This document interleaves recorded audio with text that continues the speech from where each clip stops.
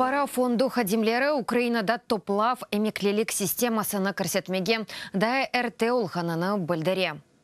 Буба самақтай ислят нәтижелері музбет оламас, дей Украинада ХПФ. Етінің башы Рон Ван Руден бірінші невбетте әкемиет яны нефақаджыларының ақымыны эксілтмек имканыны тапмалы ве пенсион фондға паранын келмесіні артырмақ керектір. Бұны чешет усулларнен yapмақ мүмкін. Эмеклелік яшыны көтермектен нефақаға муддеттен евел чықмасының сынырылығына қадар.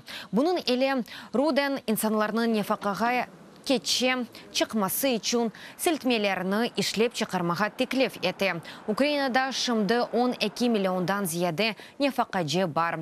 Бұл есе девлет тарафындан темеленілген әйәленің учте бір қысмыдыр. Руденің білдірілуіне көре назерлер кабинетінде сәсленділер.